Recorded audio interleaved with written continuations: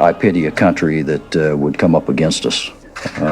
The synergy with air, land, and sea forces and our ability to control the battle space and seize the high ground is devastating. All countries respect the power of the United States and they respect how dominant we are in this region. And we get better and better and better.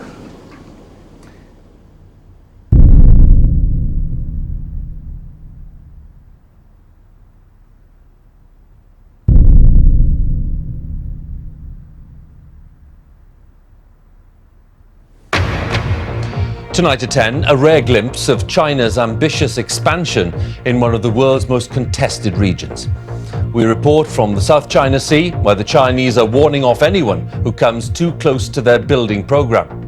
We continue our look this morning at what China does not want you to see. The United States says the superpower is reclaiming land in the South China Sea. The fact that we're dealing with a situation right now where the U.S., has to be much more aggressive in dealing with the Chinese government. CNN has learned that the U.S. Navy is about to send a destroyer there. Let's go to our CNN chief. CNN got exclusive access to classified U.S. surveillance flights over the islands. The threat of China is becoming big news. The media is beating the drums of war as the world is being primed to regard China as a new enemy. China's alarming creation of entirely new territory in the South China Sea is one part of a broader military push that some fear is to challenge U.S. dominance in the region.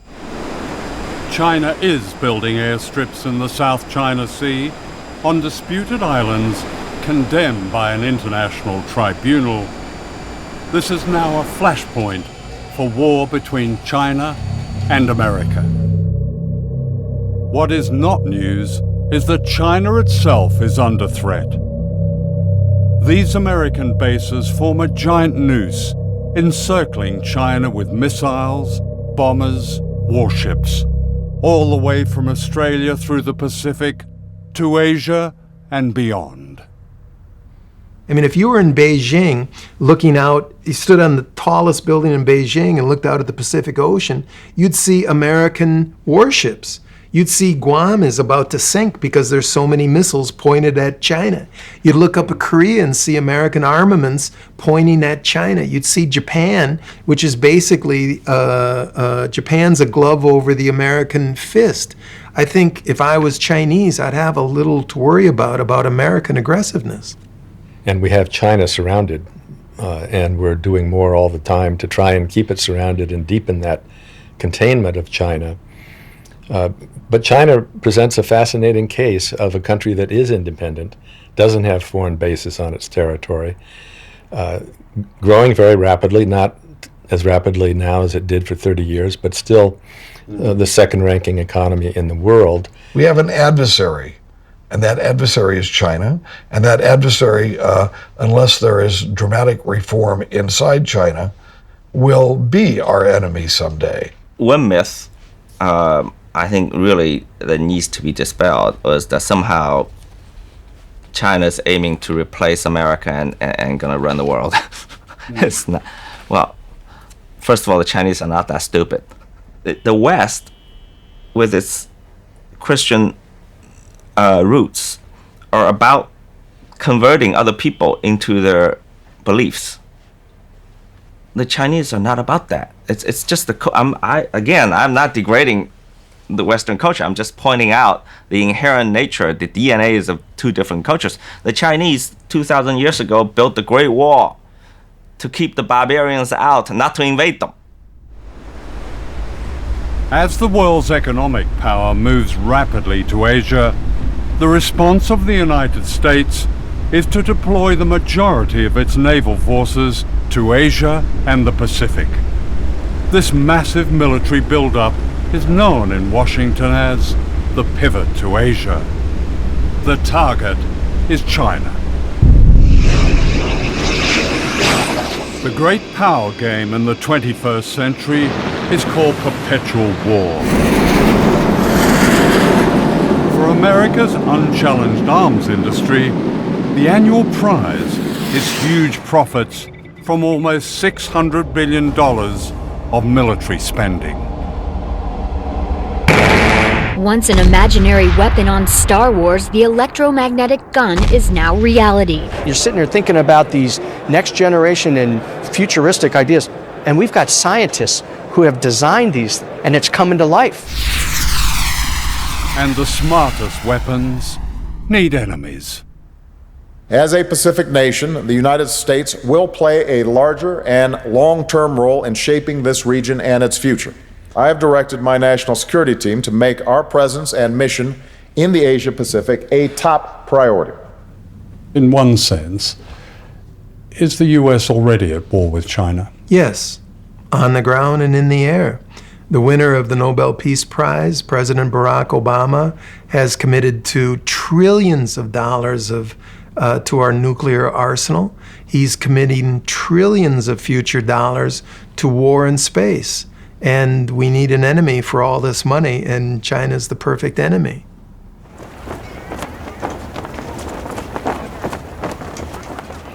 The aim of this film is to break a silence. The United States and China may well be on a path to war, and nuclear war is no longer unthinkable. In a few years, China has become the world's second biggest economic power. The United States is the world's biggest military power, with bases and missiles and ships covering every continent, every ocean. China is a threat to this dominance, says Washington. But who is the threat? This film is about shifting power and great danger. It's also a film about the human spirit and the rise of an extraordinary resistance among people on the front line of a coming war, where the words "never again" have an urgent meaning for all of us.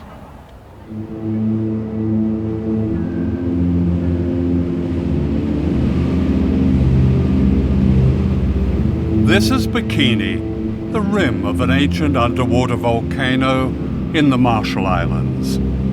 With its necklace of 23 islands, Bikini is a place of beauty and silence and menace. Look closely where the Emerald Lagoon suddenly falls into a vast black hole. This is the crater of one of the greatest man-made explosions, the hydrogen bomb they call Bravo. It vaporized an entire island and poisoned almost everything and everyone. As our plane flew low, we seemed to touch its deathly void.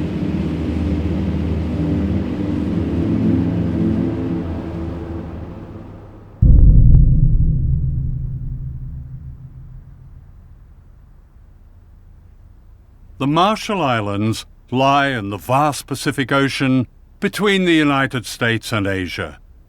Captured from the Japanese in World War II, they've long been America's strategic secret, its stepping stone to Asia and China.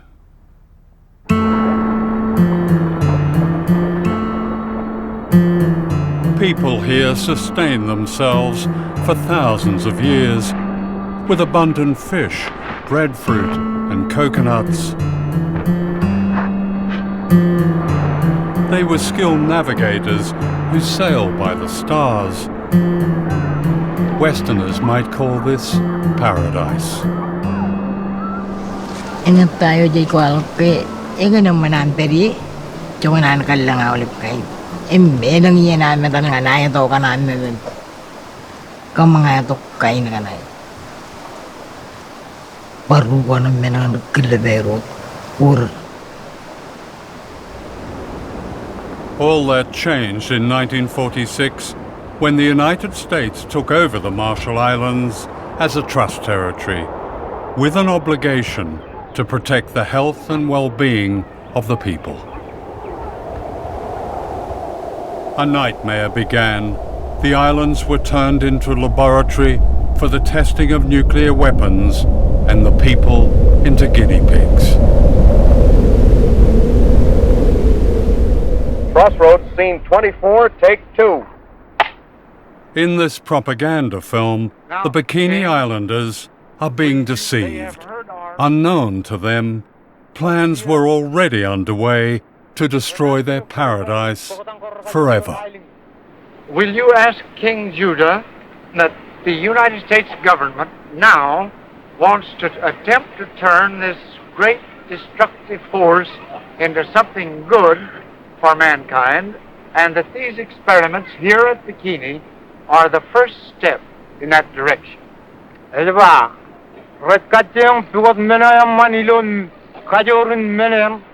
Tell him that's fine. Everything being in God's hands, it must be good.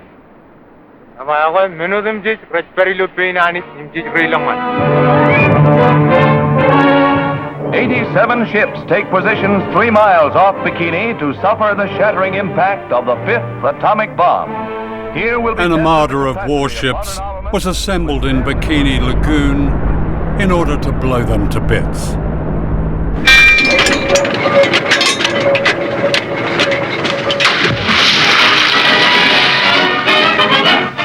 The decks of the 73 test ships anchored in Bikini Lagoon are scenes of feverish activity as scientists plot experimental programs designed to furnish data on blast effects of the mighty atom bomb. Animals of many kinds Animals were strapped to their decks like a perverse Noah's Ark. The experiment was to see how they died, how they burned.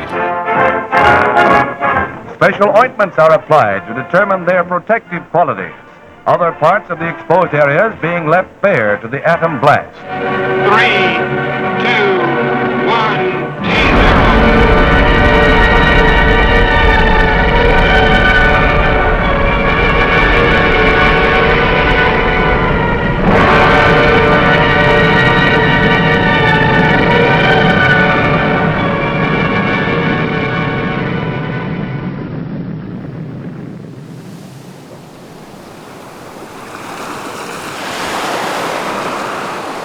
Yo ci bongonin rane o me aro la pamo kami ki em rong jaga hingen ani pulak enot an tu pulak pamo akam jayuta em kemu ye yuru tongam lag dio tongan nabu ido jimarngon rane kemi loan enot iya puyin kain kalara oleh kain kalara enot ngai iya ngan merek pulu pro green yellow Ido tereo ilo menako ijo terengan pen rutoro rar kakai riri him chang him ketire lo an mo ilo cipungonin ngam parte ko kayri kam yang arti bantawa nam laro jaga ini gen ko kam yang ilam nak boleh nor pertuan pada pano nanin kakil jaro jaga jat nanin kakil enangan enoti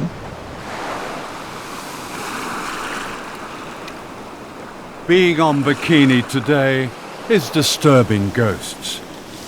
I struggle through the jungle to the bunker where they pressed the button at 6:45 on the morning of the H-bomb test. Now claimed by the undergrowth, it's like a subterranean temple to modern times. They drank milk-made powdered milk, smoked Lucky Strike cigarettes, and later this sign was erected that's beyond irony. It says, "Please leave this property as you find it. Thank you for your kindness and understanding."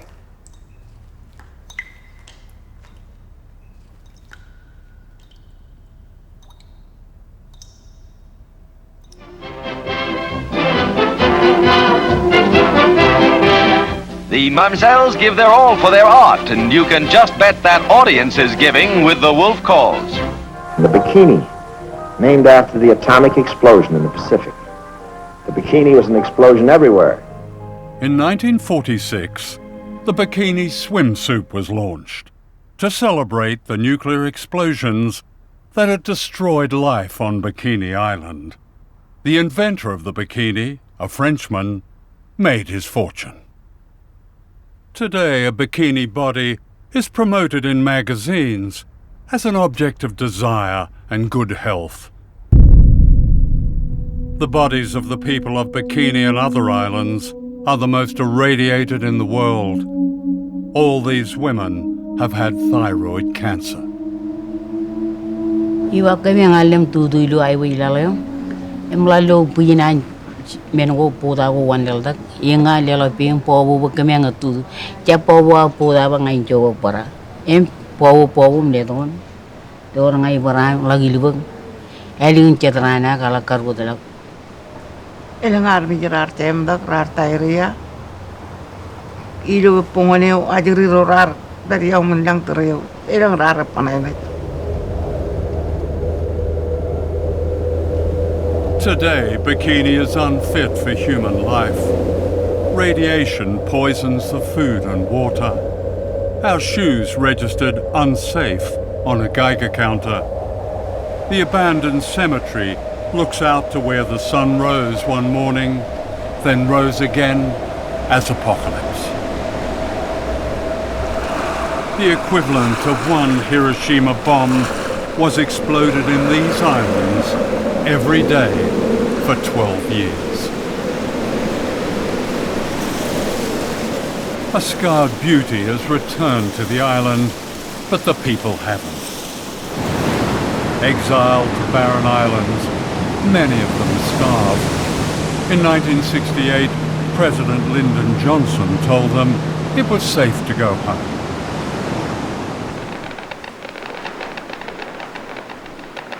But it wasn't safe, and the US authorities knew it wasn't safe.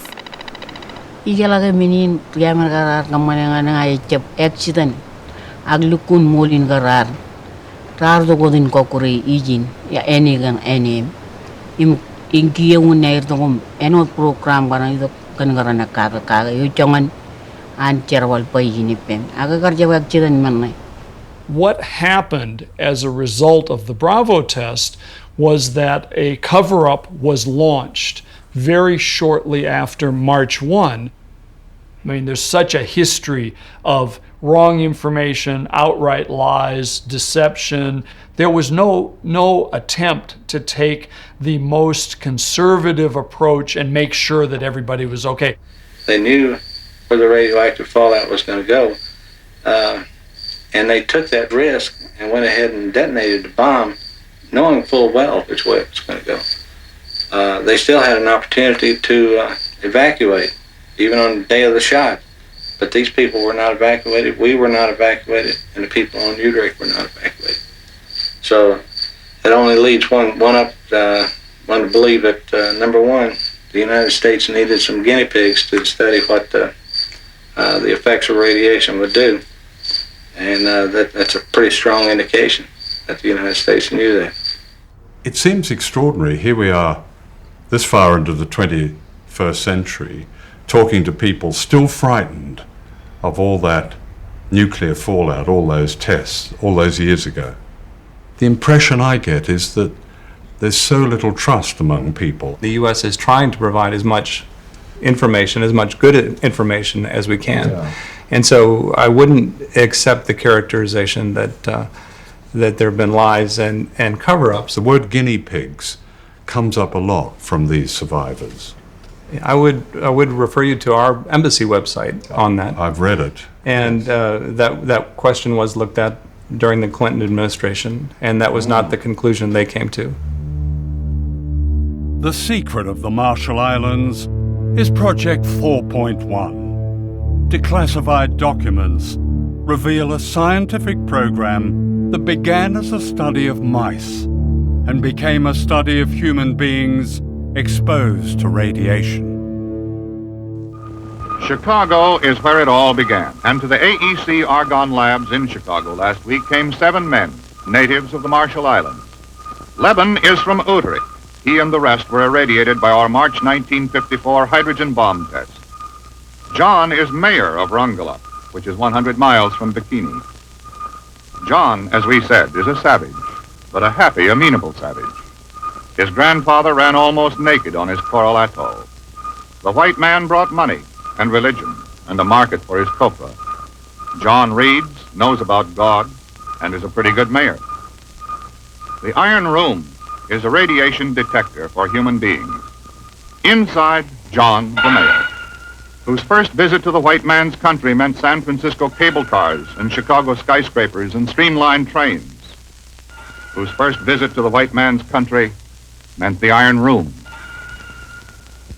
A savage governs his life by ritual, and he understands this because he thinks of it as a new ritual, sitting alone inside the room. Outside, a strange kind of priest in a long white coat. When the ritual of the Iron Room was over for John, it began for the others. As each finished, he was told it was over, and he was given apples and other good things to eat. Then he took off the ritual clothing, and the 7 men put on the suits and topcoats they had been lent in Hawaii, which they would return in Hawaii on their way back in the Marshall Islands, in the middle of the Pacific Ocean. United States government documents clearly demonstrate that its scientists conducted human radiation experiments with Marshallese citizens. Some of our people were injected with or coerced to drink fluids laced with radiation. Other experimentation involved the purposeful and premature resettlement of people on islands highly contaminated by weapons tests to study how human beings absorb radiation from their foods and environment.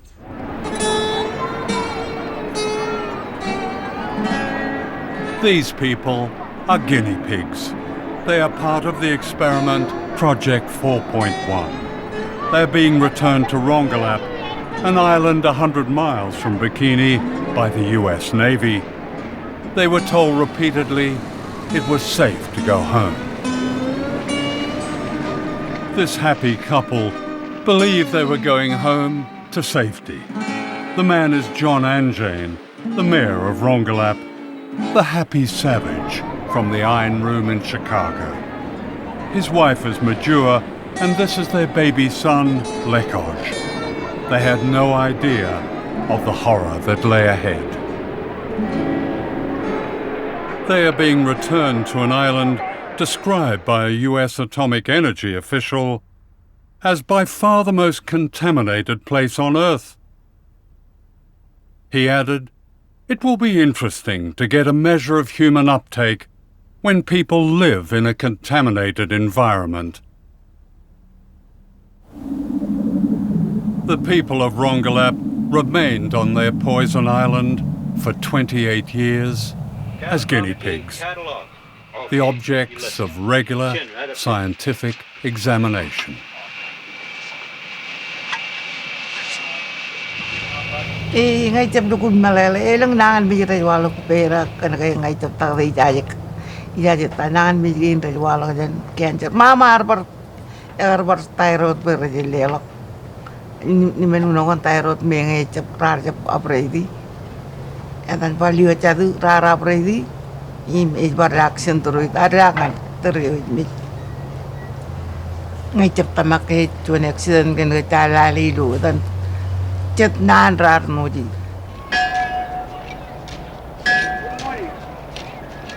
The islanders pleaded with the US authorities to move them to safety as evidence emerged that the second generation, the children, were also poisoned.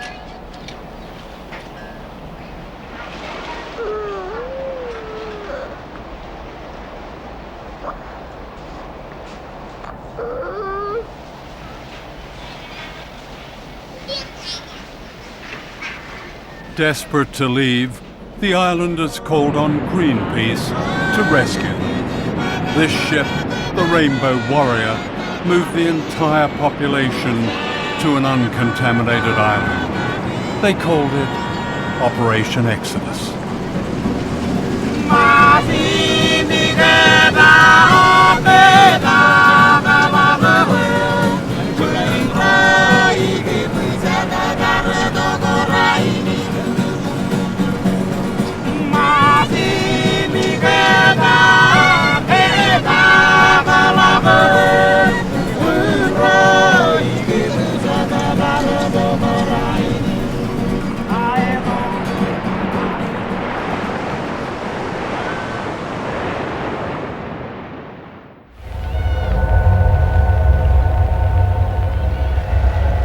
This is Dr. Robert Conard, a leading medical scientist of Brookhaven National Laboratories.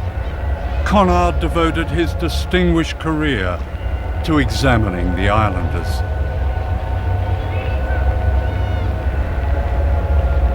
He wrote, "The habitation of these people on the island will afford the most valuable ecological radiation data on human beings.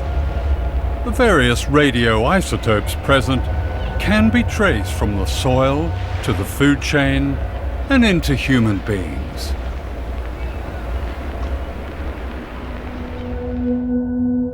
Dr. Conard gained the trust of whole communities.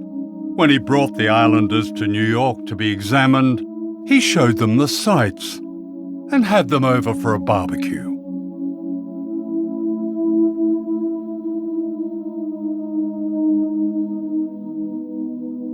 When John Anjane's son Lekoj died, aged 18, Dr. Conard sent the man they called a savage a sympathy card from your friend, Bob.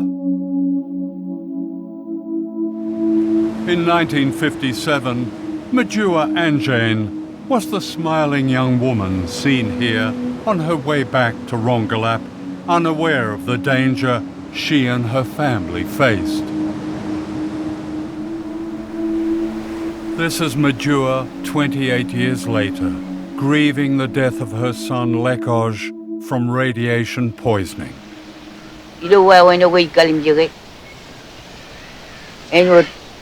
Chuan many nur eurar rurilul air kamanure. Ever break gagni ni jaole bin yenuri. Nagarbai Enor power and ring mujidi Elang chicken Enor Puraga Toru and chicken wouldn't get pen. Purra Wagara chicken pen. Many doing many nur. Imino terrain, Idu Agal Kalinjawa when I Jarvale, Arju and Minuin, Eruika, Kenge, Ila Kalinjawa when I Jarvale and Mini Nur Bachik, a Jalaway. Away in Meno, Arabagalam Nakaga, or even Minuin, Kun Rivalewe, Rarco Kurala Mundi, in Mujidi, Wayare, Kakini do. Why when I tell the many nur budget? And when Meno Kalamalo and Gaga olive right.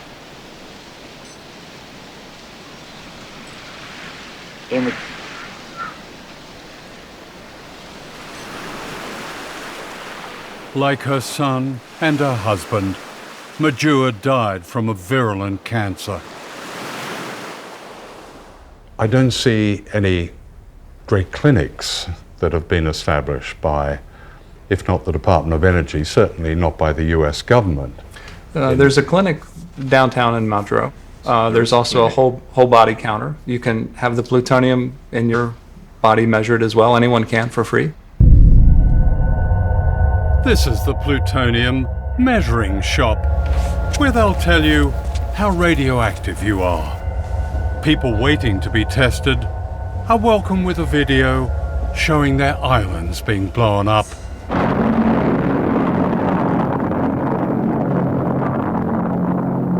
And this reassuring commentary. Yahwehkom Aulip, Etaim Bill Jackson, Program Manager of the Department of Energy, DOE Marshall Islands Program.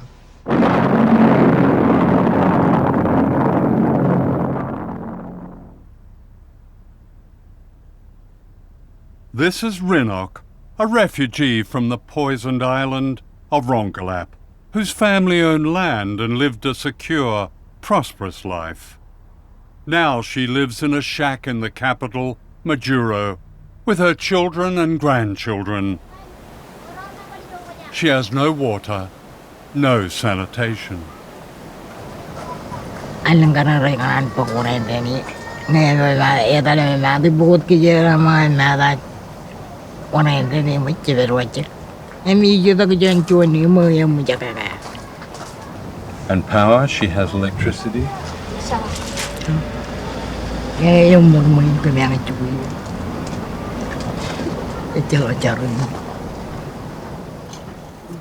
1986, the United States granted limited independence to the Marshall Islanders on condition that they accepted a mere $150 million compensation for the damage caused by nuclear testing. A claims tribunal was set up and soon ran out of money. An appeal to the U.S. Congress more than a decade ago still awaits a reply.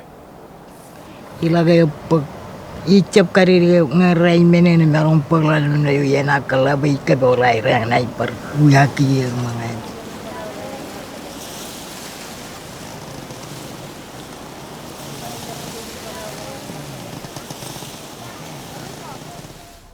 Darlene Keju Johnson was a young health worker who became the champion of her people after she discovered the full extent of their suffering caused by nuclear testing, that many more islands were poisoned than the Americans claimed. This remarkable speech in 1983 broke the silence. I bring greetings from the Marshall Islands and throughout Micronesia. We have hundreds of women who have miscarriages. We have leukemia cancers. We have thyroid cancers. We have stillbirth babies.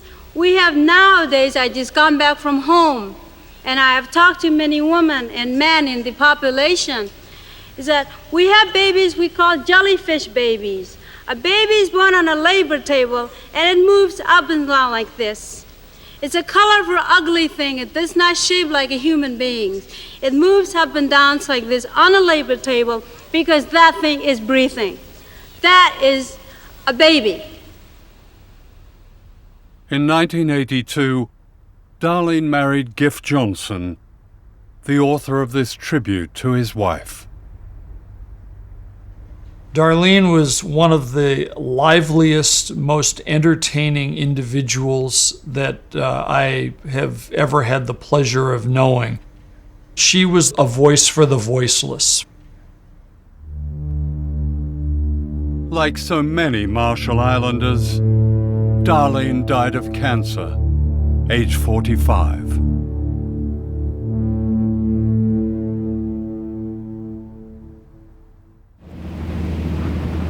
This is the largest of the islands, Kwajalein, occupied by one of America's most important and secretive bases.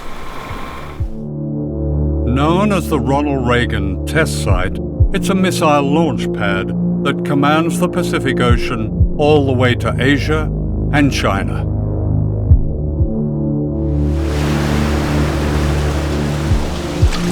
Here, the people of the Marshall Islands are once again being subjected to the testing of weapons of mass destruction designed for a coming war.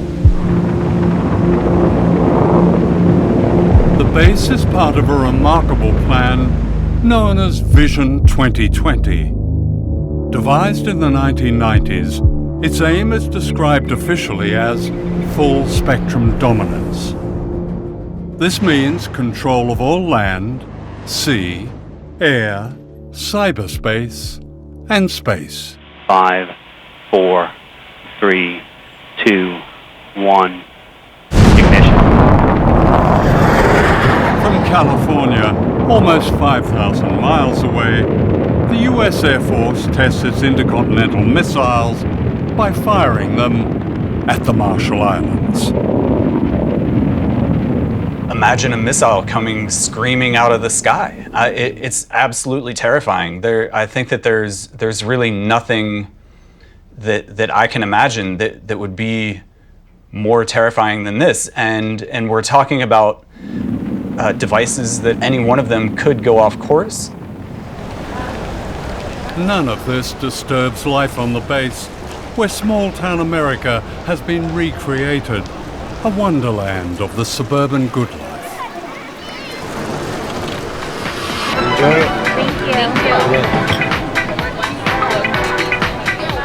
Fabulous. But there's nothing better than living on a tropical island. I pretty much have beachfront property, you know? It's great. I love it here.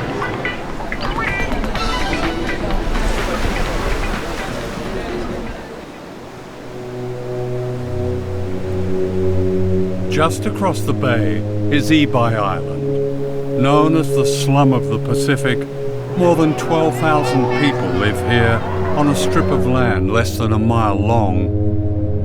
Many of them refugees from what is now the missile base and from islands poisoned by nuclear testing.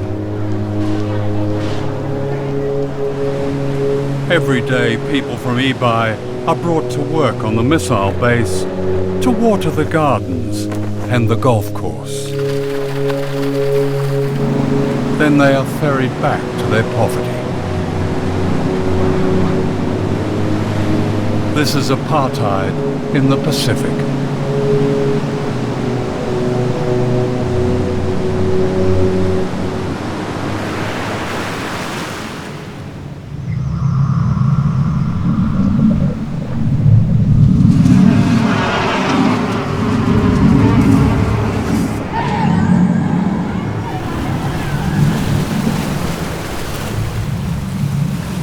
Ebi needs a lot of things. What? Medicine, Getting medicine. education, and job.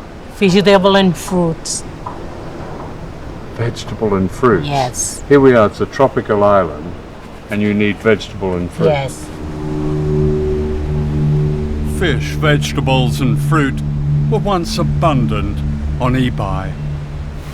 Today, fish is contaminated by toxic pollutants, says the Environmental Protection Agency. Now the only food most people can afford is processed and imported. They have the highest rate of diabetes in the world.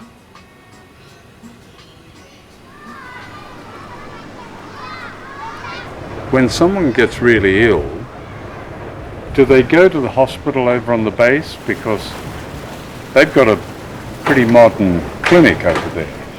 They don't treat them with medicine.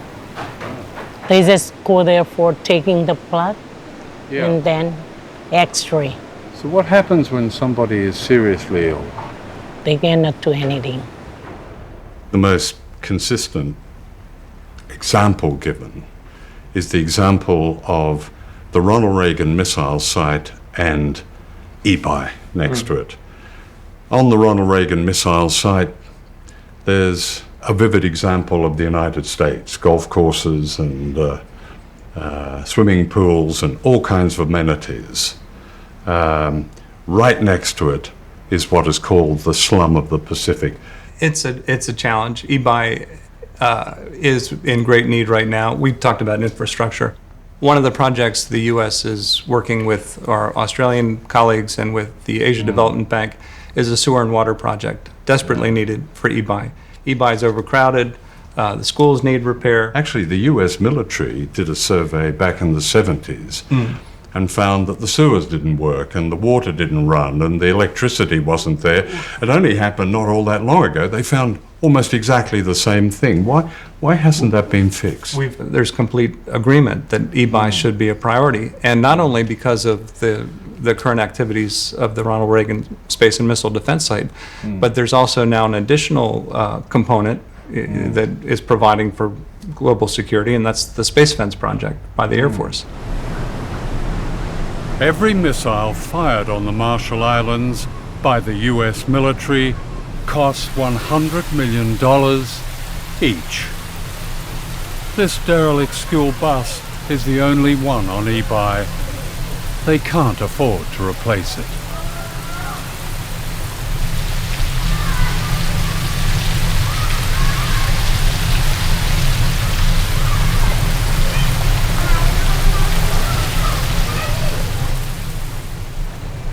The base is not good for us. The people of Marshall Islands, we have no need for it. It's being used to test missiles to fire at countries like China. Yes, and anywhere else if they want to. What would you like to see happen there? I want our land back.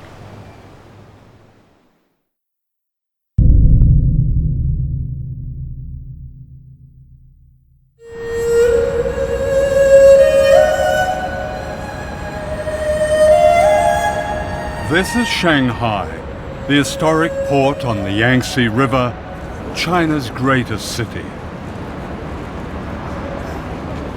I had arranged to meet the American author James Bradley, whose latest best-selling book, The China Mirage, reveals an extraordinary hidden history of American power and modern China.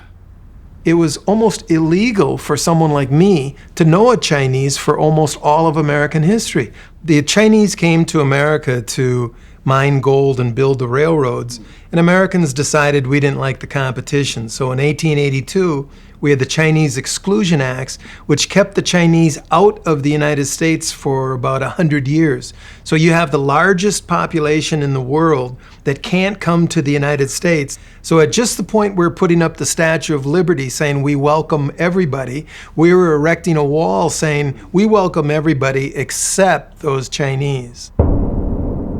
Fear of a rising China today is the latest chapter in a history of propaganda that presented the Chinese as uncouth and infantile.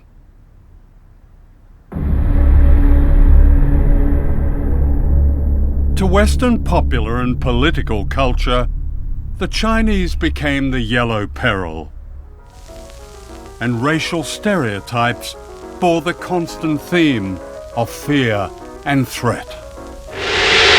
Boris Karloff as the evil Fu Manchu, his passion for power twisting his brilliant mind as he revels in the horrors of human sacrifice and torture. Behind the mask of Fu Manchu. This caricature of an entire people concealed another agenda: opium.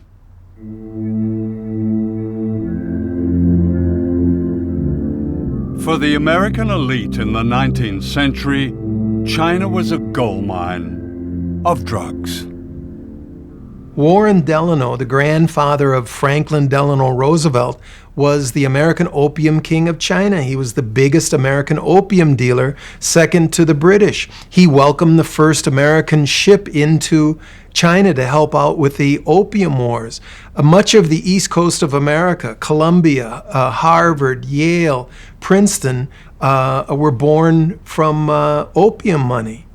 The American Industrial Revolution was funded by huge pools of money. Where did this come from? It came from illegal drugs in the biggest market in the world, China.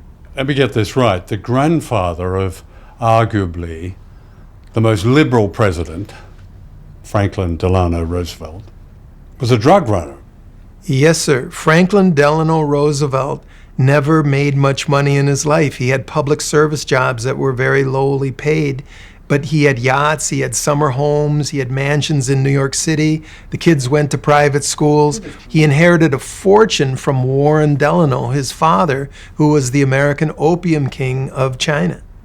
If you scratch anyone with the name Forbes in their name, John Forbes Kerry, Secretary of State John Forbes Kerry. That's the present Secretary of State. Yes, sir.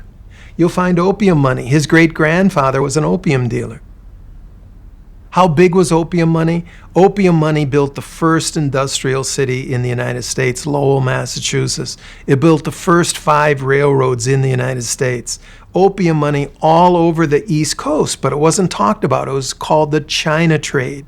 And if you go to various museums, you can see teas and silks exhibited, and they keep quiet about all that big opium money. In the scramble to get opium money, China was invaded and colonized by Britain and the other imperial powers. Foreign armies grabbed whole swathes of China. This is the American army in Tiananmen Square, Peking, in 1900. Great cities like Shanghai were taken over and declared concessions, and foreigners lived a life of privilege and luxury amidst terrible poverty imposed on the Chinese.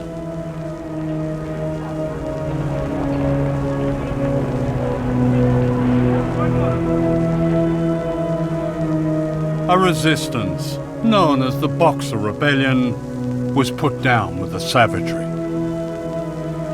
This rape of China set the tone for how China was perceived in the West well into the 20th century. This is the distinguished historian Theodore H. White, an advisor to the White House, speaking in the 1960s. Perhaps China is too vast to be governed by mercy.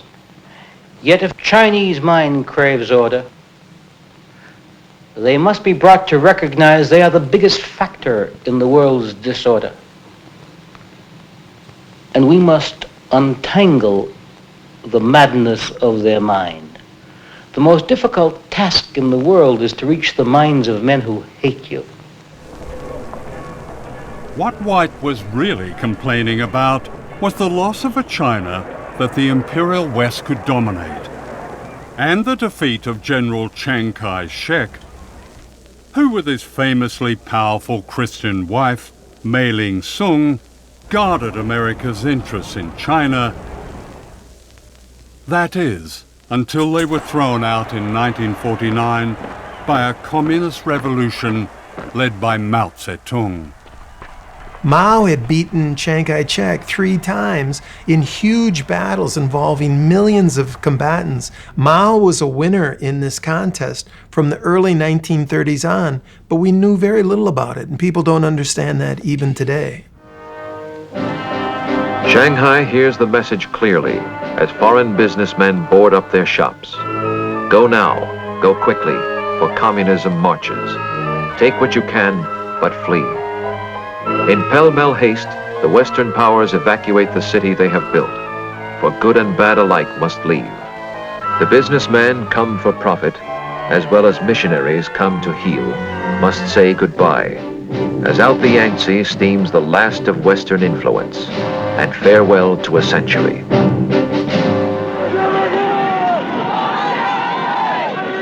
Even today, it's difficult to understand the paranoia ignited by Mao's revolution. As we look at China on the map, we can see that China is the basic cause of all of our troubles in Asia. I believe that for the sake of our safety, it is necessary to be prepared for the possibility of a Chinese missile attack on the United States. One of the myths about Mao is that he was an implacable enemy of the capitalist West.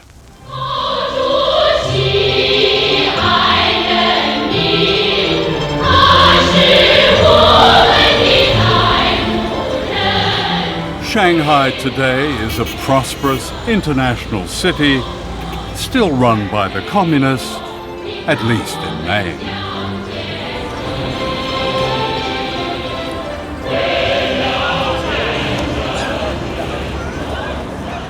When I was last in China more than a generation ago, the loudest noise was the tinkling of bicycle bells. Mao had just died, the streets were dark, the universities were closed. The chaos of the Cultural Revolution had given way to a great silence. "We're exhausted," was the freest comment I heard. Coming back, the change is barely comprehensible. Here in Shanghai, the freedom bears no comparison. Yes, there are issues with human rights, especially the right to speak against the state and challenge its power.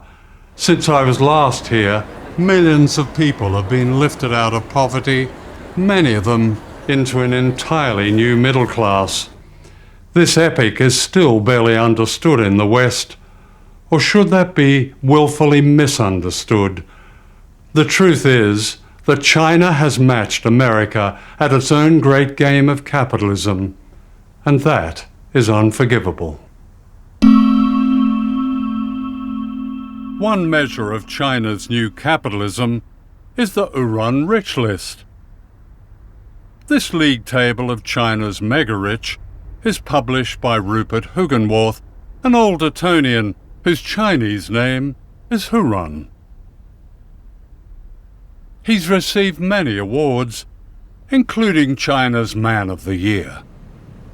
This year, 2015, has probably been the most extraordinary year of wealth creation in the history of China again.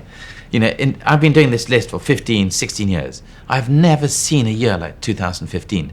You know, normally for £200 million or $300 million, we find, say, about 800,000 people. This year, 2015, it's doubled. There'll be more dollar billionaires known about in China than in the US. So the US, up until now, has been the leader in terms of business, you know, the most successful business tycoons in the world. China 2015 will have overtaken the US, so amazing.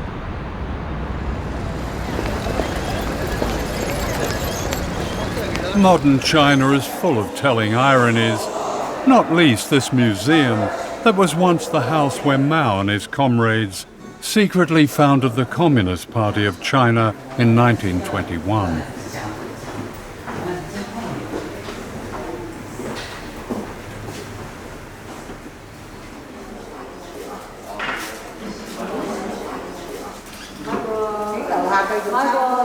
Today it stands in the heart of an exclusive, very capitalist shopping district.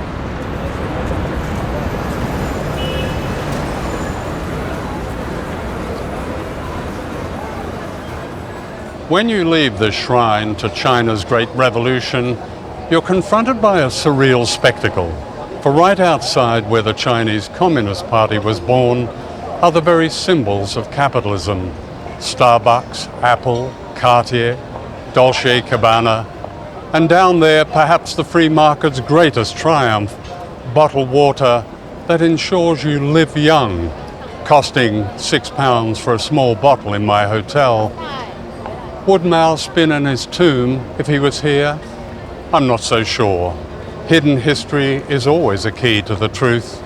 5 years before his great communist revolution in 1949, Mao sent this secret message to Washington. China must industrialize, wrote Mao.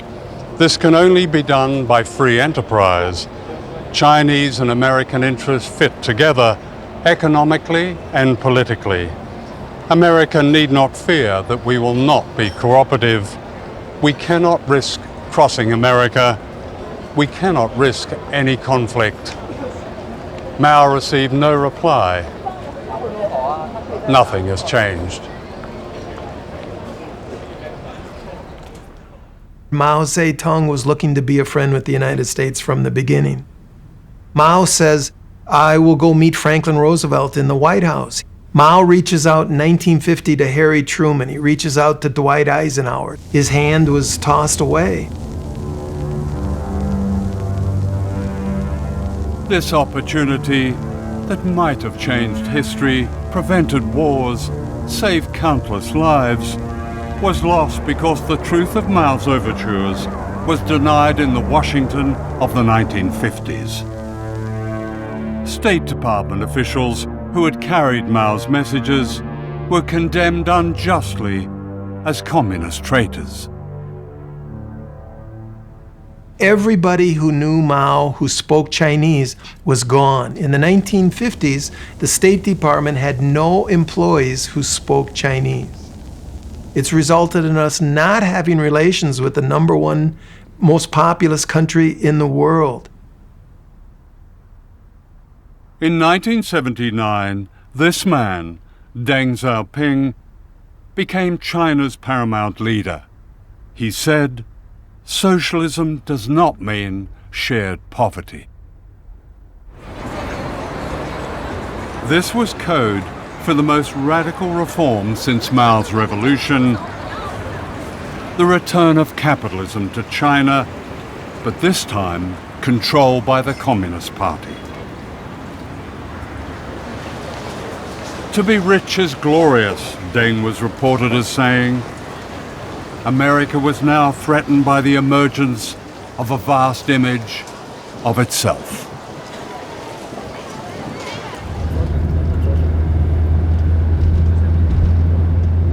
This is one of the many very exclusive gated communities in Shanghai, where an apartment is one of the prizes of the new communism.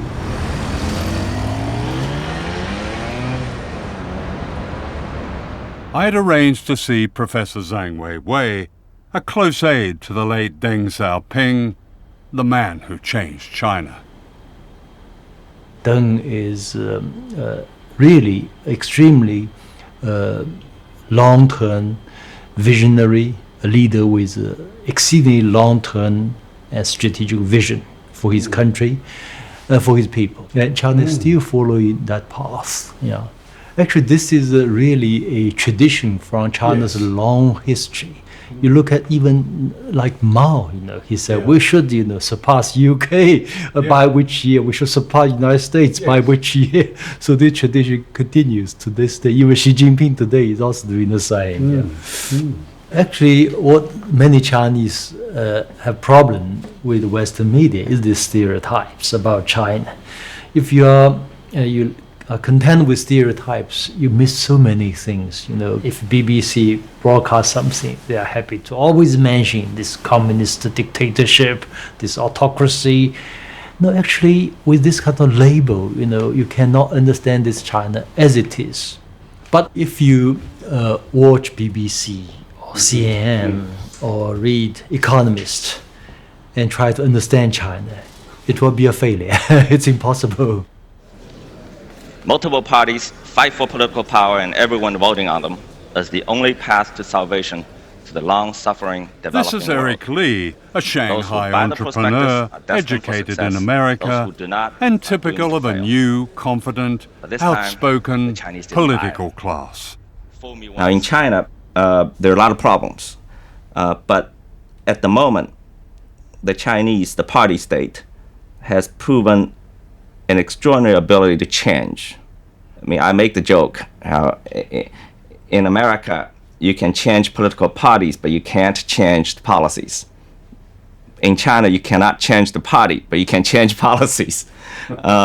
So in the 65 or 66 years, China is being run by one single party, yet the political changes that have taken place in China in this past 66 years have been wider and broader and greater than probably any other major country in modern memory.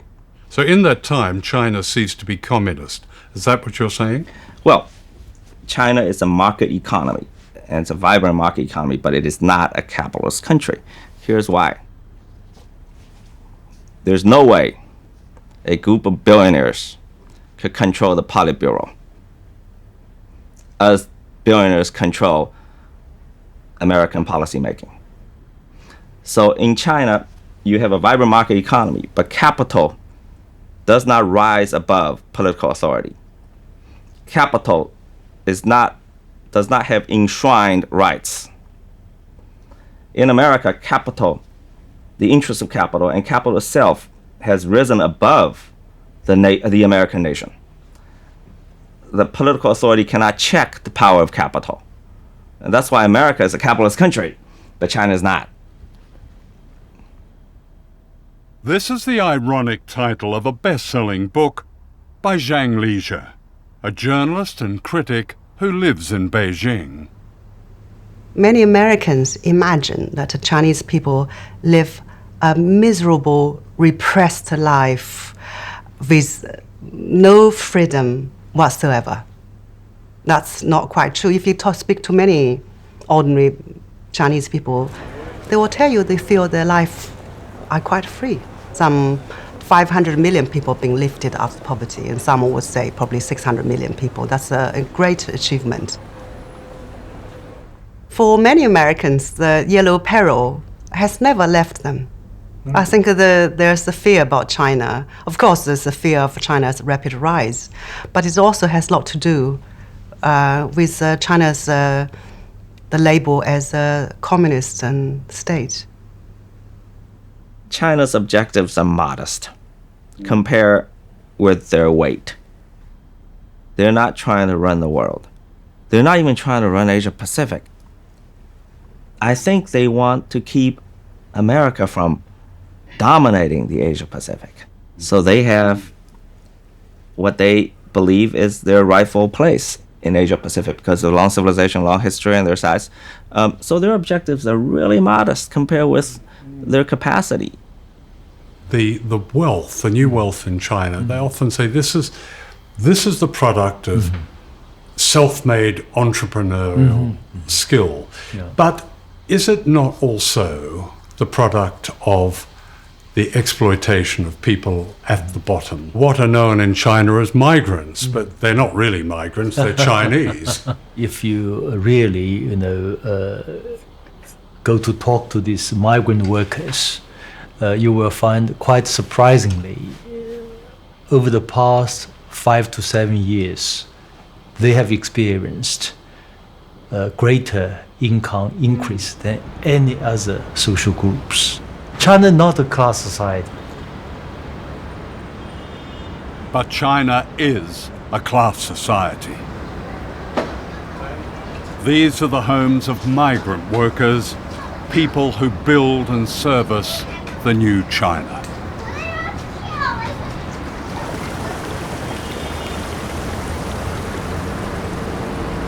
Here it's not uncommon for 3 families to share one tiny flat.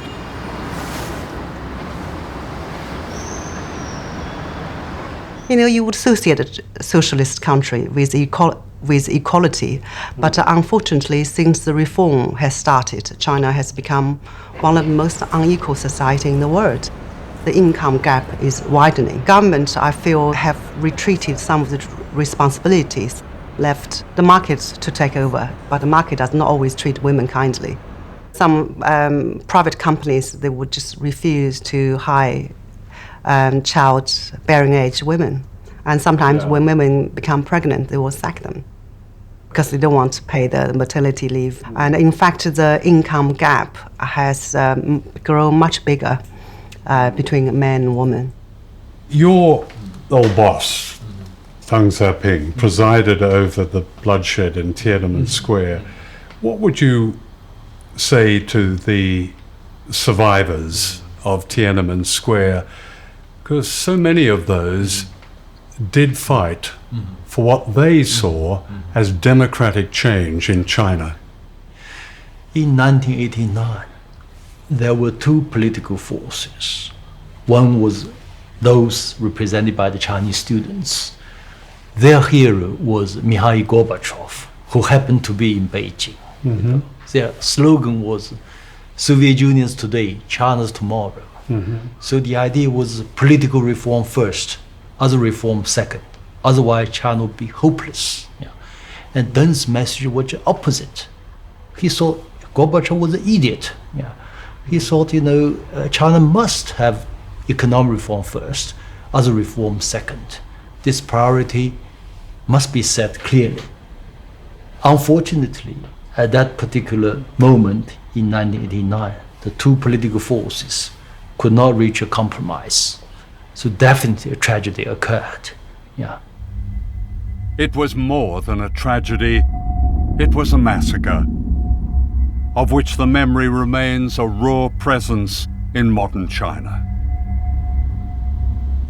Why does the Chinese state still fear the few who speak out? And I'm thinking of Liu Xiaobo. Exactly. I mean, this man won the Nobel Peace Prize, and he's in prison.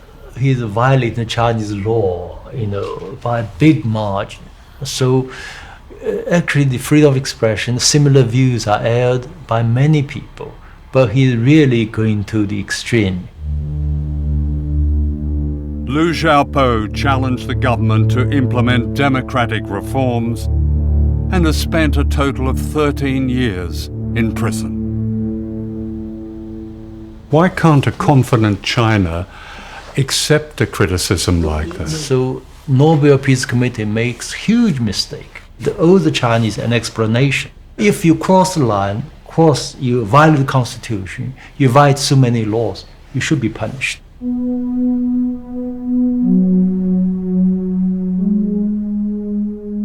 And yet in China today, the spirit of protest and dissent lives on in different forms.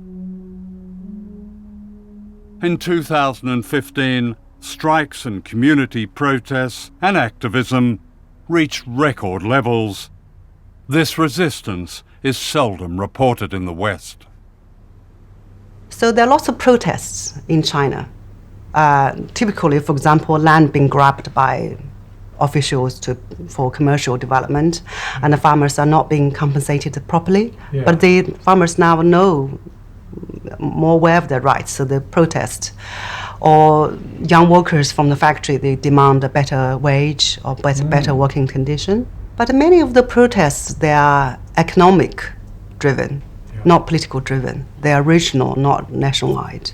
So this kind of things will unlikely develop into real movement, or so-called, you call that revolution. Yeah. So the Mao's revolution was the last revolution? Well, never say never.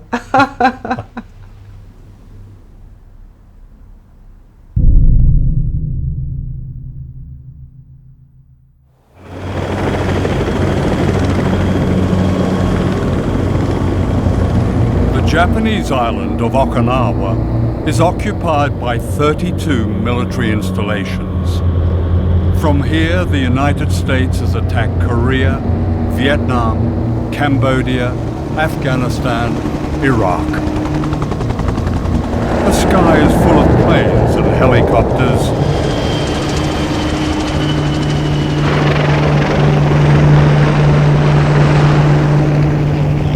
Wherever people go, they are fenced in and told to keep out.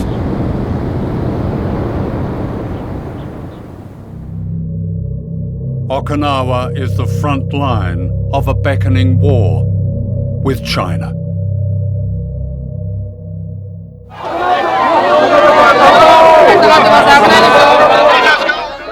Aged 87, Fumiko Shimabukuro is one of the leaders of a non-violent resistance that's challenging Washington's pivot to Asia.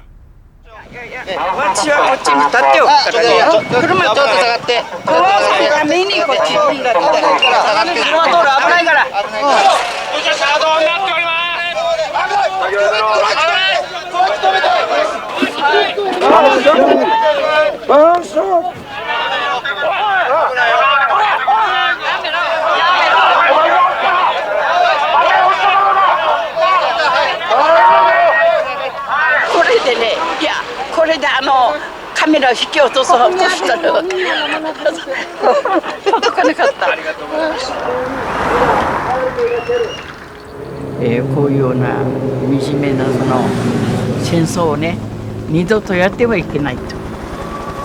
でそのためには私はその生きて何をすべきか、基地を一つでもねなくすのが私の仕事で。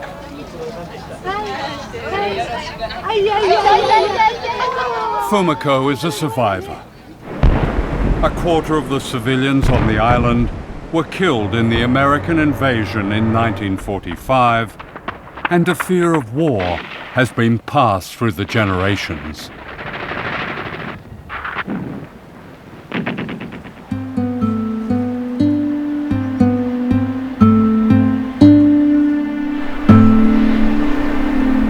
Today, those who witness these horrors live in a place of extraordinary beauty, surrounded by coral reefs and a unique marine life.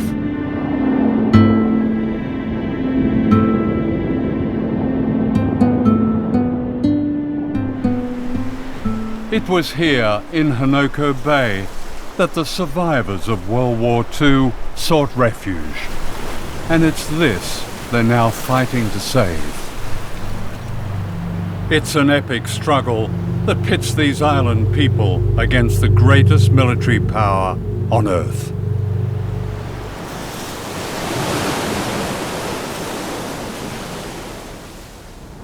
This is the office of a former governor of Okinawa, Oto Masahide. What he has done is create not so much a museum, but an appeal to the outside world to understand the resistance in Okinawa, to understand the suffering, to read its hidden history. It begins in 1945 when the Americans invaded. Here is General MacArthur arriving in Okinawa. A second invasion happened 10 years later in what became known as the Bulldozers and Bayonets campaign. American forces seized prime agricultural land, burned farmhouses, and killed livestock. The dispossessed people of Okinawa marched the length of Japan, appealing for help. This wall is devoted to a resistance in Okinawa that never ceases. Everywhere people go on the island, they are confronted by this sign. It tells them they must not go past this fence topped with barbed wire. These fences run like great ribbons across the island, and the bases themselves cut swathes across Okinawa.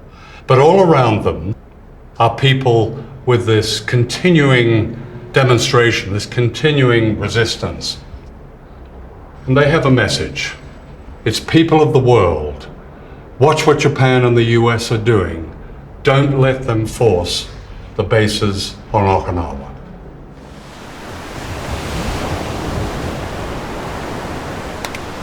そして沖縄はずっと戦後ずっと基地はもうこれ以上の基地負担は嫌だと言ってきたことを日本政府はアメリカに対してはっきりものを言っていない。アメリカにもいい顔、沖縄にもいい顔してる。だからそれに対して腹が立ってちゃんとアメリカにものを言ってくれという気持ちでいます。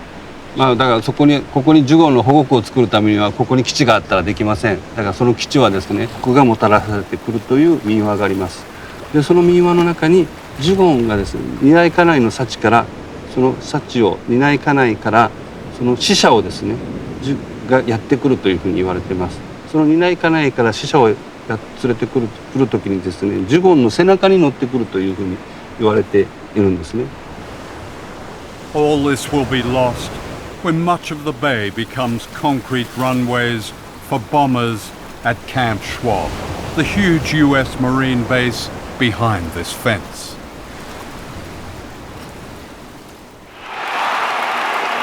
In 2014, Okinawa elected a new governor, Takeshi Onaka, who won by a landslide on one issue, stopping the new base at Hanoka. This was election night outside the American base at Camp Schwab. あ、足止めです。こんばんは。はい。ありがとう。ありがとう。ありがとう。やった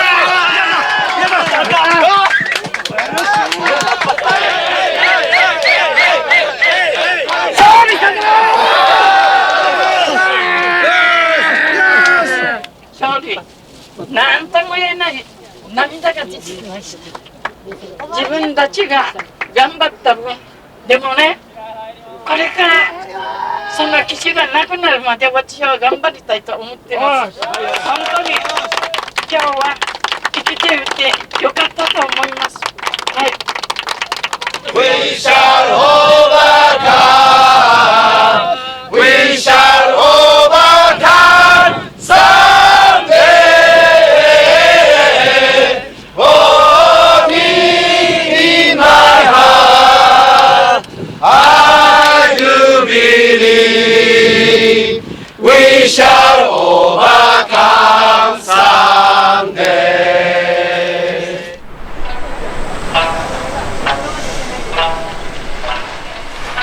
The New Year's celebration of their victory was bittersweet. The government in Tokyo resented this unprecedented challenge to its authority. The issue is now in the Japanese courts. Japan's Prime Minister, Shinzo Abe, has also made clear that with the backing of his powerful patron America, he wants to reawaken Japanese nationalism and reclaim its military power.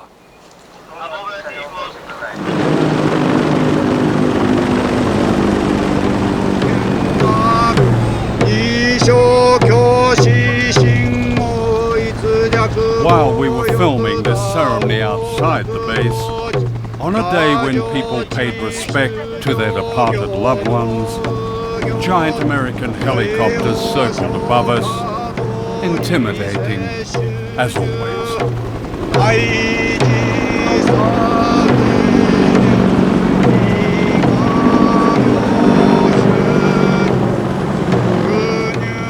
threat of these low-flying aircraft is a constant presence in Okinawa. Teachers often can't teach because of the noise and the fear.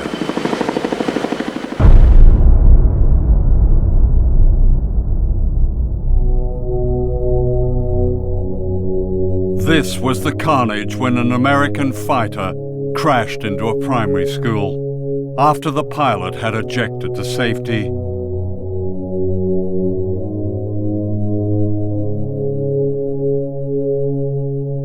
Haru Akira, age 7, was terribly burned. これは10時半頃かな、それでメソールだったからマスターサードンかな、その方が石川に教授って時落ちていますので宮森校に行ったんだけどどこにいるか分からなかったんですよ、その当時。でそれ人から「あきらくんは病院中部病院に行ったよ」という人が「あきらはあっちにいますよ」と言ってそれして行ったから焼けているようにして焼けてもう一目見るだけでも苦しくてもう全くヤギさんが焼け焦げている状態でした。それ話したくないですよね。Akira suffered throughout his youth and died from his injuries, aged 21.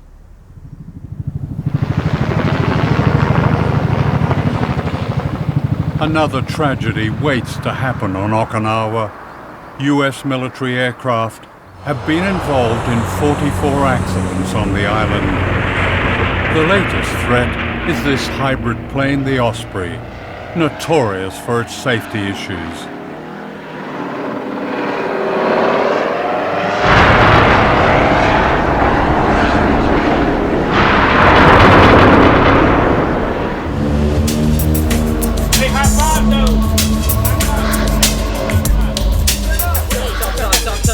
Wherever the military is based in Asia, there is a relationship with local people, especially women, that often breeds resentment.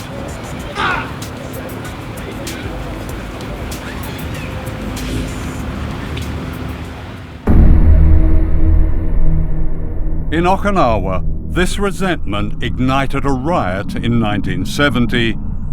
Scores of American GIs were pulled from their cars, which were set alight.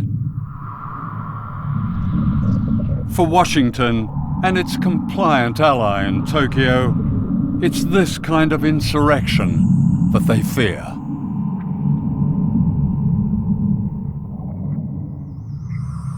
During the making of this film, a young woman was raped and murdered, allegedly by an American military contractor from one of the bases.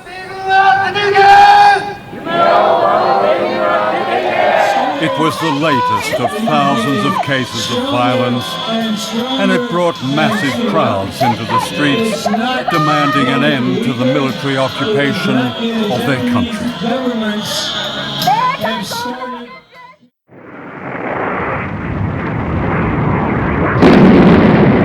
This is a Mace missile, designed to carry a nuclear warhead.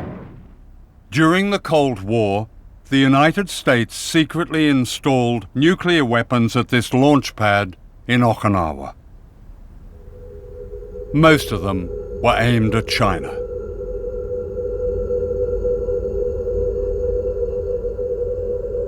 Today, the nuclear missile site is run by a Buddhist organization, the Soka Gakkai, as a peace museum. In 1962, the atomic weapons loaded on the missile was almost launched. They're almost launched? Yeah. According to the spokesman of this military base, said they were ordered to prepare, then received second order to stop it. One of the American servicemen, whose job was to fire the Mace missiles, has since revealed that China was a nuclear target during the Cuban Missile Crisis in 1962. We were told that we had to launch all the missiles, but we only had one missile headed towards Russia, and we did not see why we should have to involve the other countries. The captain suggested that everybody crack the doors open, so it would take less time to launch a missile if the doors were cracked open. One of the launch crews was on the point of firing their missiles when a duty officer suspected the order was false. The launch officer on the B side was told to send 2 men over there with .45s and to shoot anybody that tried to launch until the situation was resolved. And it would only take like 15-20 seconds to run the distance between the two command centers. So those 2 men kept that whole crew at bay while we made a decision as what to do. And it wasn't very long, maybe 2 or 3 seconds later, where a very nervous major came over the intercom issuing the stand down order. And then we just kind of looked at each other like we could have exterminated the whole planet. The major who had given the launch order was quietly court-martialed and dismissed from the Air Force. That morning is just as familiar to me and as clear as yesterday morning is. And this is 53 years later. And how clear blue the sky was. And it was just some very light clouds, and there was a perfect breeze blowing and a perfect temperature. I did not know what the temperature was, but it just felt perfect. And we were all just kind of taking it in and taking in the smell of the air and the sea and the land mixture together, and everything smelled so beautiful. This is very interesting because it shows the cities in China where these Mace missiles were aimed at. Yes. Which ones do we have here? This is Okinawa Island. So within 2,000 kilometers, you find Peking or Beijing, Xi'an, UK, and Hong Kong, Shanghai, Taiwan, Taipei, and Pyongyang, North Korea, within the range of missile.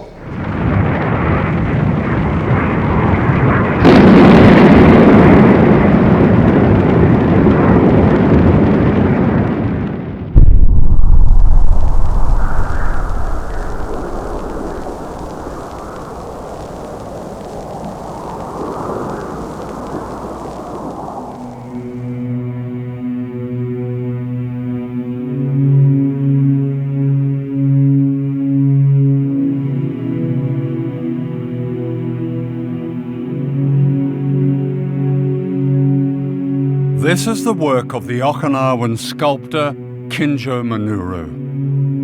It's a tribute to the suffering and resistance of the people of this island.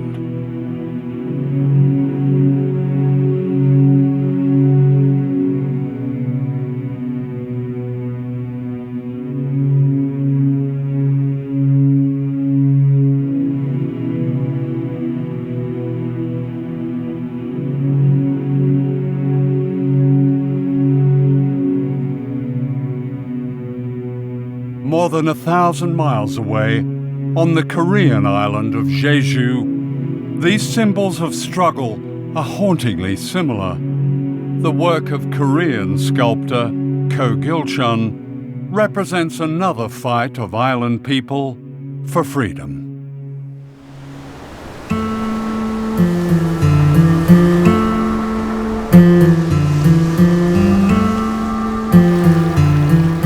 A semi-tropical sanctuary of unusual beauty, Jeju Island is a World Heritage Site. The government of South Korea declared it an island of world peace.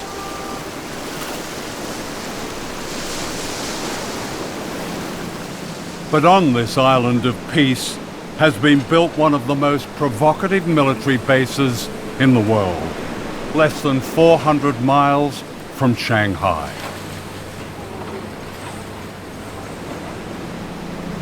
Like Okinawa and the Marshall Islands, this is America's front line in its so-called pivot to Asia. Here in once unspoiled Ganjung village, the South Korean Navy has built a base for American aircraft carriers, nuclear submarines, and destroyers equipped with the Aegis ballistic missile aimed at China's defenses. China's lifelines to the world in oil, trade, resources depend on shipping that comes through choke points like this. The U.S. pivot into the Asia-Pacific is really intended to create the ability to put a loaded gun to the head of China and say, you know, you will do as we say, otherwise we will be able to restrict, we will be able to shut down, choke off your importation of oil and other resources.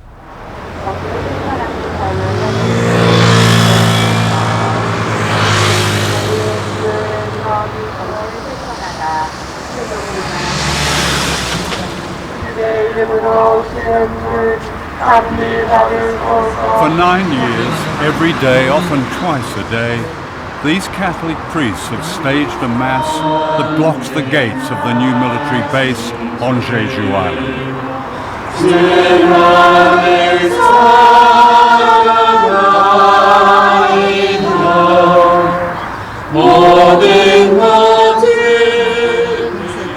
In a country where political demonstrations can be easily banned, unlike powerful religions, the tactic has produced this spectacle of resistance.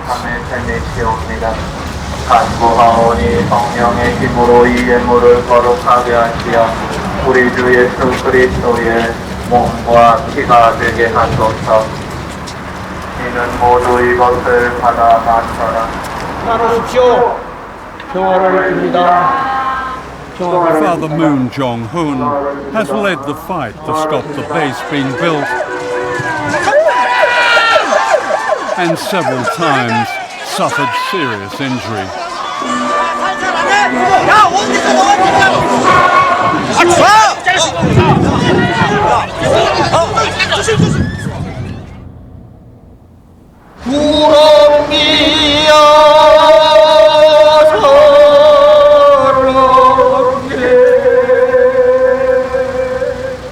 I sing 4 songs every day, before Mass, during the Mass, at the end of the Mass, and the end of the Rosary. Yeah. The content of the song is very beautiful. The writer and the composer is the musician from this island. So I love him very much, and he gave me the song that I practiced. And I became a master to sing that song because I practice every day. Well, you sing it with such passion.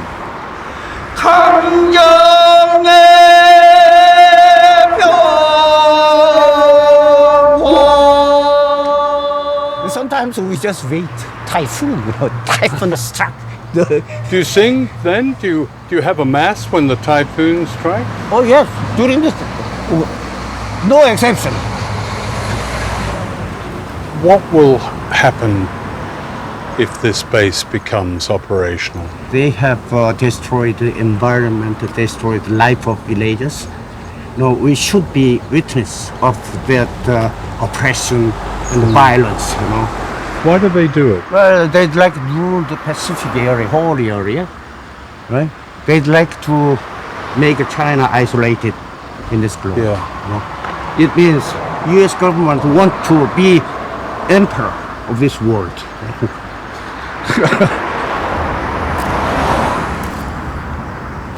Meanwhile, a Quaker called Mr. O joins them with his own ritual of protest, accompanied by an artist called Wildflower.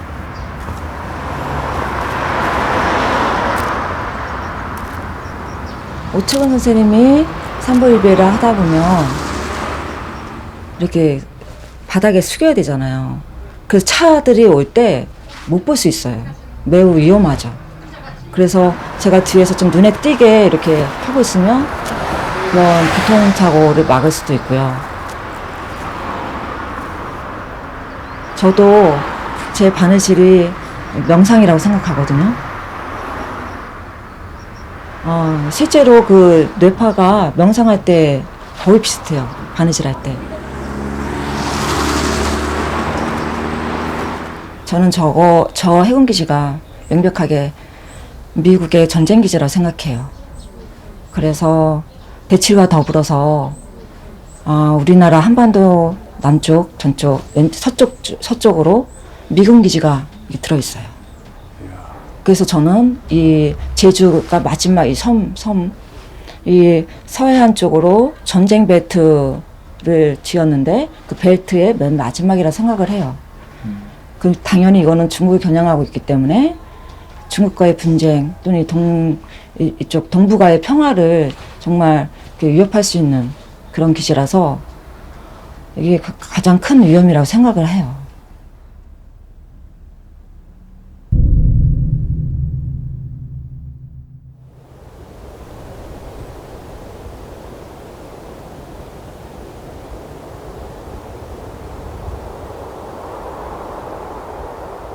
This is the center of an empire that never speaks its name, whose power is represented in this extraordinary world map of American military bases.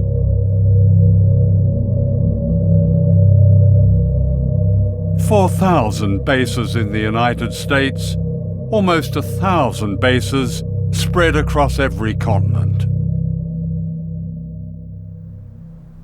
The archipelago of empire, the bases that we have around the world hidden in plain sight, are the real territory of our empire. But at the same time, we maintain independent governments in Japan or South Korea or Germany. They don't have autonomy when it comes to foreign policy. So it's a very sophisticated and effective system whereby we pat ourselves on the back for helping to midwife democracy in Japan and Germany and South Korea and various other places, while keeping the lid on in that we don't know what these countries would do if they were fully independent. And the beauty of this system is that most people pay no attention to it at all. They think it's just a natural occurrence to have 50,000 American troops in Japan. There's no country that has better anti-imperial cred than the United States, and we are not trying to recreate the glories of the British Empire. We're arguing that the world is round.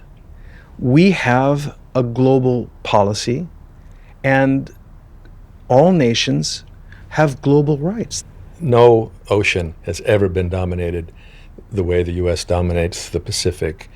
Navy and Air Force, they claim in the Pearl Harbor headquarters of the Pacific Command, they claim to be responsible for 52% of the Earth's surface. And when you look at their logo, it shows an eagle over the Aleutian Islands with one talon coming down somewhere near Seattle and the other coming down right over Beijing. So Beijing looks at a network of bases, a real archipelago of empire that's been built up since the Korean War. You have had, and still have, an arc of bases that start in Australia and go through the Pacific. We have no bases in Australia. You have Pine Gap, you have Darwin, and you have a new facility in Western Australia. No, to speak precisely, we have no military bases in Australia. What we do is operate with and in Australian bases. Yeah. But we're not in the basing business nowadays.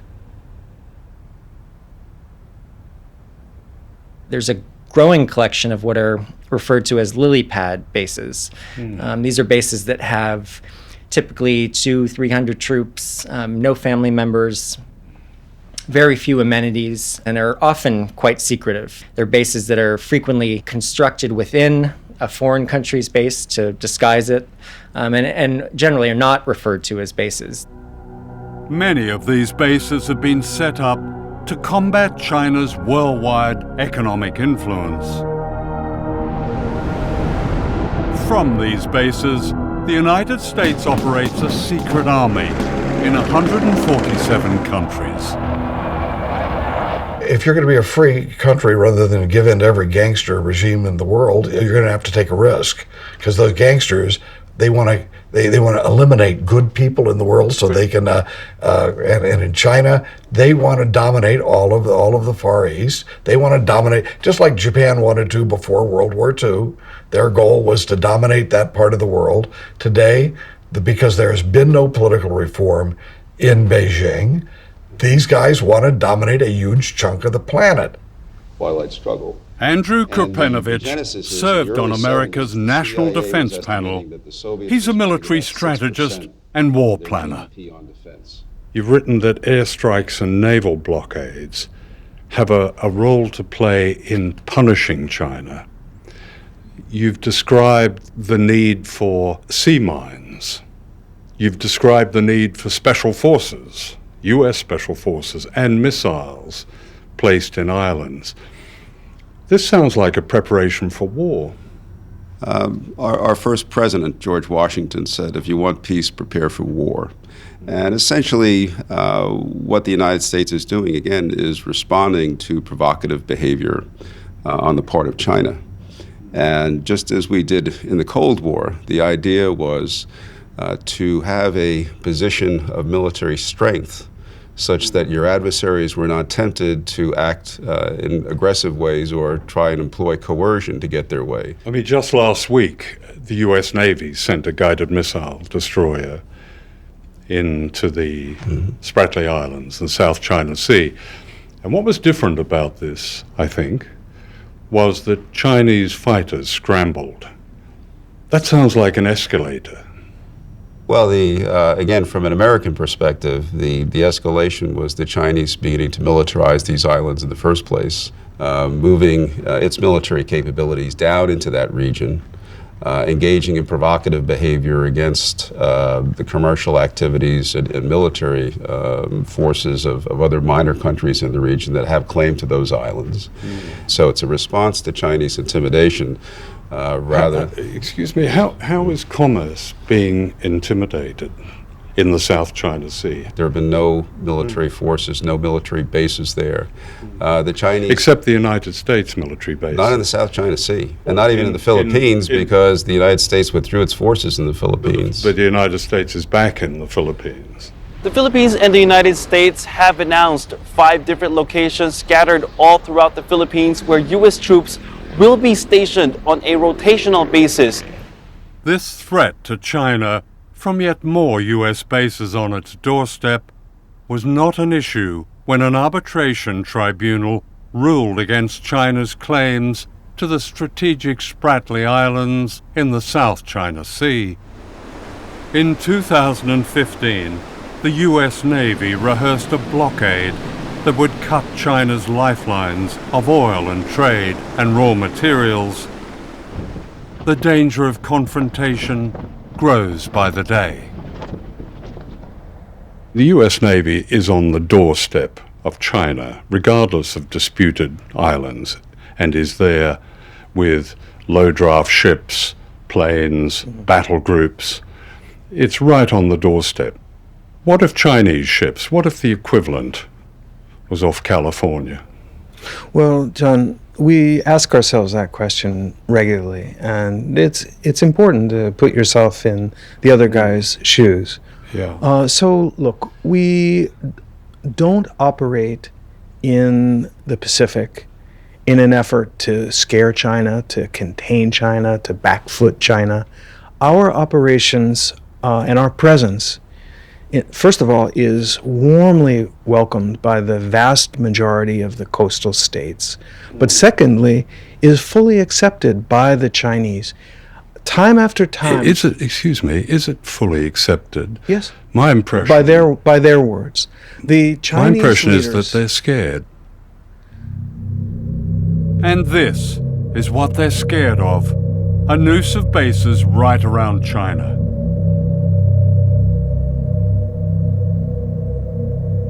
Missiles, bombers, drones, warships. A provocation of war. Today, I state clearly and with conviction America's commitment to seek the peace and security of a world without nuclear weapons. Under Obama, nuclear warhead spending has risen higher than under any president since the end of the Cold War.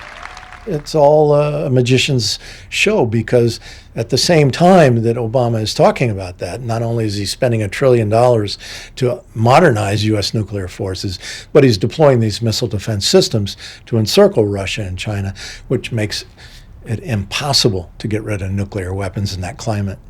Everybody wants to look like they're tough. See, I got to be tough. I got to show you. I'm not afraid of doing anything military. I'm not afraid of threatening. I'm a hairy-chested gorilla, and you don't want to look like you're weak. So what you do is you talk more and more aggressively, and if you don't want to do it yourself, because you maybe think it doesn't look very presidential, you let somebody under you do the talking. And we have gotten into a state. The United States has gotten into a situation where there's a lot of military, saber rattling, and it's really being orchestrated from the top. Yeah. This seems incredibly dangerous, all of this. That's an understatement, I think, but I agree. Yeah. When you routinely plan for mass murder, you become conditioned to it. That's what this is.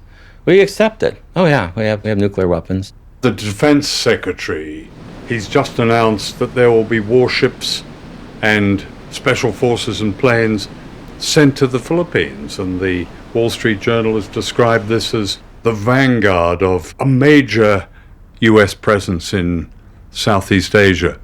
That sounds like... Where does this end? What's the purpose? I mean, where are we going to stop this process before it starts a war?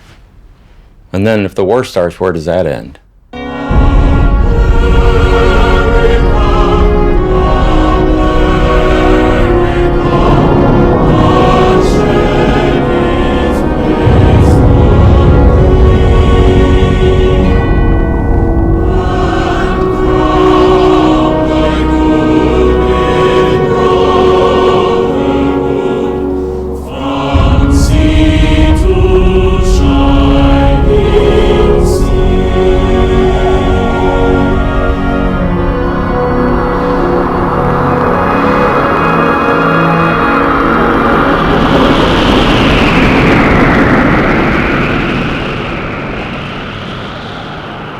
The scientific studies that I teach by the scientists that predict that the Earth can be made essentially uninhabitable from nuclear war, the scientists have been begging the Obama administration, well, they wouldn't say begging, but they've made multiple requests to meet with them and discuss these predictions because they're peer-reviewed studies, and they've been turned down over and over again.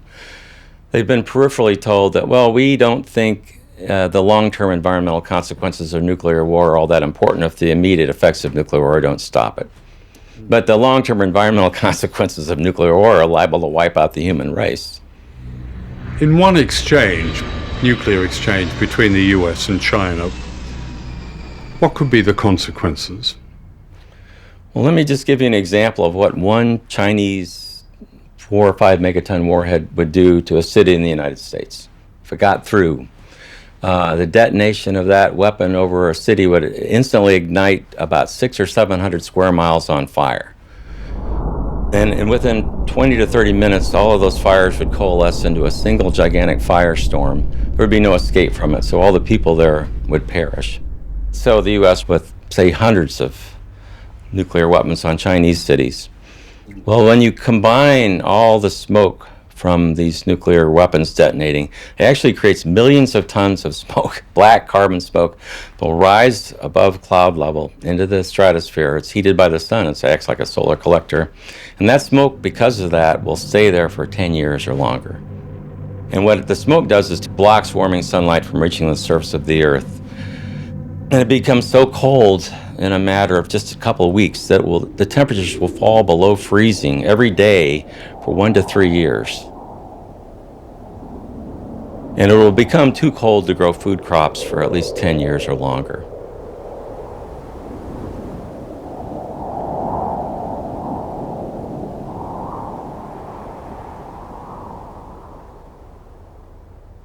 I mean, there's like a total disconnect with the changing world.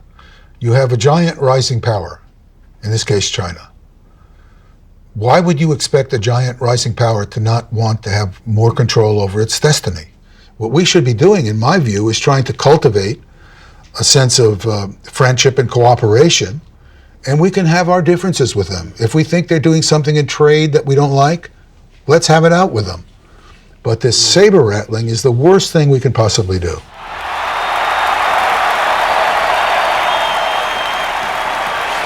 It is time to show the whole world that America is back, bigger and better and stronger than ever before. We don't have victories anymore. We used to have victories, but we don't have them. When was the last time anybody saw us beating, let's say, China in a trade deal? They kill us. We can't continue to allow China to rape our country, and that's what they're doing. It's the greatest theft in the history of the world. The new president, Donald Trump, has a problem with China. The urgent question now is, will Trump continue with the provocations revealed in this film and take us all to the edge of war? There never have been two countries more interdependent on each other than China and the US in history. And China is the largest trading nation in the world and in history. So China's economy and their society and their lives are linked to the entire world, including America and the West and all the other countries. So I think interdependence between these two countries and among all the nations of the world speak to peace.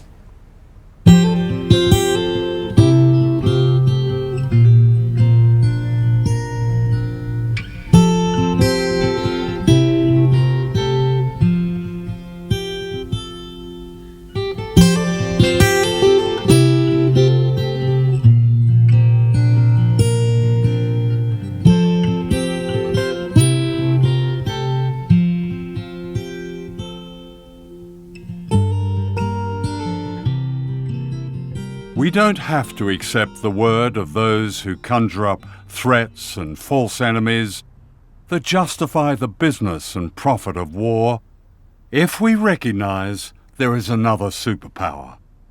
And that's us, ordinary people everywhere, like the people of Okinawa, Jeju Island, the Marshall Islands, China, the United States.